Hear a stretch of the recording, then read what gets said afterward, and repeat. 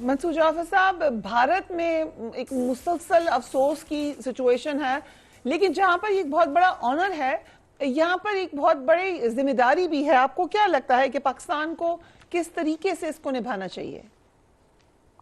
कि यकीनन पाकिस्तान ने कमिटी ऑफ नेशन में एक जिम्मेदार रियासत का सबूत दिया है और ख़ास तौर पे अपने अमल से ये बात साबित की है कि वो हकीकी मानों में एक अमन का दायी मुल्क है और इस हवाले से जो भी बैन अवी एफर्ट्स हैं उसमें अपना किरदार अदा करने के लिए कोशां रहता है और कोशा है।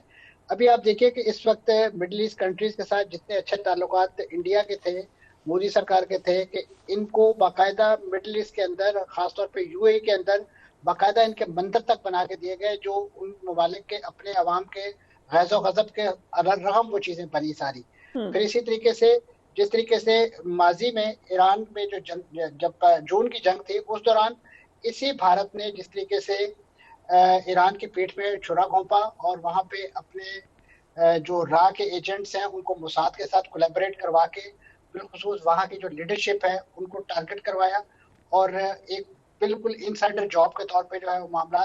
यही वजह है कि इस वक्त जो चाबहार में फ्री हैंड मिला हुआ था मोदी सरकार को, वो अब ईरान ने आहिस्ता आहिस्ता कालीन उनके पांव से खींचना शुरू कर दिया है, जो यकीनन पाकिस्तान के लिए एक बड़ी ओपनिंग बनेगा कि जब यही एक सिस्टर पोर्ट के तौर पे गवादर के साथ इंटरेक्ट करेगा तो एक ऐसा जो सी रूट शिपिंग लेन जो है वो डेवलप होगी कि जो इस खत्ते की तामीर और तरक्की में अहम किरदार अदा कर सकेगी। Right, air vice marshal Sajid Habib भी हमें ज्वाइन करें, if you allow me. Sajid Habib साहब, इस एक जानिब अमेरिका सालसी के लिए तैयार है, दूसरी जानिब अमेरिका जापान से अपना एयरक्राफ्ट कैरियर मशरिक के वुस्ता में ला रहा है। उन्हीं के जरीदे कह रहे हैं कि बूट्स ऑन ग्राउंड की भी गूंज है। सो कैसे इन तमाम खबरों की रोशनी में ट्रस्ट किया जा सकता है अमेरिका पर? फ्रिया, आपने बिल्कुल ठीक कहा। पहले तो एक मैं लफ्ज़ कहूँगा कि पिछले साल मई में हमने मोदी की जो मदरलैंड था उसका जो हमने हशर नशर करना था कर दिया और फादरलैंड का ईरान ने कर दिया है। अब आते हैं जो आपने बात की है, इसीलिए अगर आपने आज न्यूज़ में सुना हो कि ईरान ने जो अमरीकी शराइत हैं सीज़ फायर के लिए या उसके लिए अमन के लिए, उनको उन्होंने एक्सेसिव डिक्लेयर करके उनको रिजेक्ट कर दिया है, क्योंकि उसकी सबसे बड़ी वजह यह है कि 2 दफा बदएतमादी का शिकार हो चुका है ईरान। पिछले साल भी हुआ जून के बाद, और इस मर्तबा भी जब सब कुछ हो चुका था। और जैसे आपने भी बताया कि एक तरफ आप कि पाकिस्तान में इस्लामाबाद में बातचीत के लिए ईरान, तुर्की, मिस्र कह रहे हैं, और दूसरी तरफ आप जो पहले से आपके 2-2,500 बूट्स यहाँ पे रीजन में मौजूद में, आप 2,000 को और को भेज रहे हैं। किस लिए भेज रहे हैं आप? तो जब तक देखें, पीस ऐसे नहीं होता। जो बदएतमादी की है ट्रंप ने क्रिएट, सबसे पहले कोई बड़ी सॉलिड, इनको जिसको हम CBM कहते हैं, कॉन्फिडेंस बिल्डिंग मेजर, वो कुछ उनको दिखानी पड़ेंगी, तब जाके ईरान आएगा। वरना ईरान का रिस्पॉन्स और रिएक्शन बिल्कुल ठीक है कि इनकी बातों में आके वो हॉस्टिलिटी नहीं छोड़ेगा। तो क्या होगा कि जो एक आयरन डोम की एक मिथ को तोड़ा है, जो अब इजीली पेनिट्रेबल, अब 2 दिन से इजराइल में ये नहीं आ रहा कि इतने बैलिस्टिक मिसाइल इंटरसेप्ट किए हैं, वो गिरे हैं और गिर रहे हैं और नुकसान हो रहा है। तो बिल्कुल उसका जो शुबा है वो बजा है कि इसकी आड़ में वो रीबिल्ड करते हैं अपना। राइट, आपकी आवाज का मसला हो रहा है, हम कोशिश करेंगे कि आपके साथ राब्ता हमारा बेहतर हो जाए, so we can hear you better. Mansoor Jafar साहब, अभी हमने थोड़ी देर पहले इजराइल के हवाले से बात की कि वो स्पॉइलर है और यकीनन है, लेकिन जिस तरीके का हिट उनको लगा है ईरान की तरफ से, क्या एट सम पॉइंट इजराइल भी इस वक्त चाह रहा होगा कि जंग बंदी हो जाए, कम से कम उन पर अटैक खत्म हो?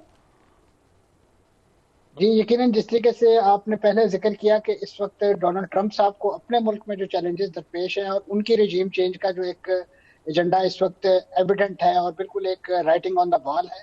Same situation goes with the Netanyahu. उनको जो अपना अक्टूबर का इलेक्शन है वो भी यकीनन विन करना है, और उस हवाले से उनके पास इस वक्त तक किसी किस्म की कोई अस्करी, कोई सफारती, कोई सियासी, कोई ट्रॉफी जो उनके हाथ नहीं आई कि जिसको दिखाकर वो अपने अवाम को एक बार फिर पागल बना सकें। यही वजह है कि डोनाल्ड ट्रंप साहब उनके लिए उनके सदर से उनके दाखिली मामलात में, कानूनी मामलात में मुदाखलत करते हुए माफी की मुतालबात कर रहे हैं कि उन्हें माफ कर दिया जाए कि वो करप्शन के जिन मुकदमात में माखूज हैं। अब ये तमाम प्रेशर जो है, इंटरनल प्रेशर और बिलखुसूस जिस तरीके से आपको पहले मेहमान कह रहे थे कि ये जो एक जन्नत की जमीन बना के इनके लिए, एक अर्ज मऊद बना के इनके लिए लाई गई थी जी कि ये इनके लिए बड़ी प्रॉमिसिंग लैंड है, अब इस वक्त वो जहां से जो रिवर्स माइग्रेशन का एक प्रोसेस है वो बहुत बड़ा चैलेंज है। Right, we'll try to connect again. So Air Vice Marshal Sajid Habib साहब, इस वक्त ईरान ने जो ये बात कही है कि हमें गारंटी जी दें कि आप हर 6 महीने बाद हमारे मुल्क के ऊपर चढ़ाई कर देते हैं, ये नहीं होगी, ये गारंटी तो कोई नहीं दे सकता अमेरिका की। अब इस बात पे क्या करें? देखिए, गारंटी उनके जो मैंने अभी आज देखा है कि उनके चारों पॉइंट फरीहा बड़े सॉलिड है। सबसे पहली बात यह है कि जंग बंदी की जाए, ना सिर्फ ये कि ईरान के ऊपर हमले, बल्कि उन्होंने कहा है कि हमारे जो ग्रुप्स हैं जिनको हम सपोर्ट करते हैं उनके ऊपर भी हमले बंद किए जाए, वो हिजबुल्लाह है, हमास है, होतीज है, जो भी है। दूसरी चीज उन्होंने कहा जी हमारी सुवरेनिटी जो है स्टेट ऑफ हॉर्मज के ऊपर, उसको एक्सेप्ट किया जाए, उस पर हम कोई शेयरिंग नहीं चाहते।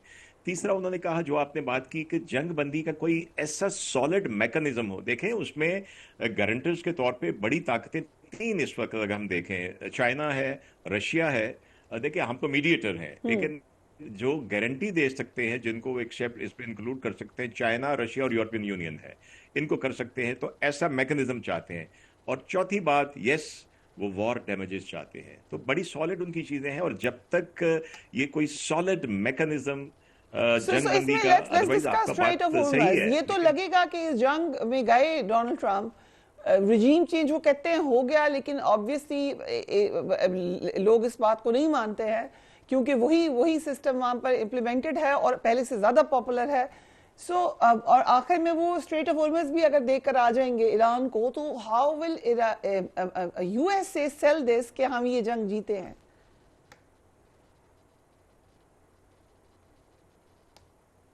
देखिए, यूएसए के पहली बात तो ये है कि आपने जब कोई जंग करते हैं उसके कोई वॉर ऑब्जेक्टिव डिफाइन करते हैं। हाँ। और जब वो ऑब्जेक्टिव डिफाइन आप अचीव कर लेते हैं तो आप जंग जीत जाते हैं। जबकि दूसरी साइड अगर आपको वो ऑब्जेक्टिव डिनाई कर दे तो वो जंग जीत जाता है। उसके लिए अग्रेसिव या फतह करना जरूरी नहीं होता जिसके ऊपर हमला किया जाए। तो आप मुझे बताइए, कोई क्या आप बता सकती है फरिया के कोई एक वेल डिफाइंड ऑब्जेक्टिव ट्रम्प ने क्या बताया होगा? रिजीम अगर चेंज आपने था, कहा कि लोग न्यूक्लियर सड़कों सारा पर आ खत्म कर जाएंगे, दिया है, लोग बड़े खुश होंगे, और उनके ख्याल से जो उन्होंने अपनी उनका ख्याल प्रॉक्सी रखी हुई है उनको लाके वो वहां पे बिठा देंगे, जो कि नहीं हुआ। वो पहले भी नहीं हुआ था, इससे पहले भी नहीं हुआ था।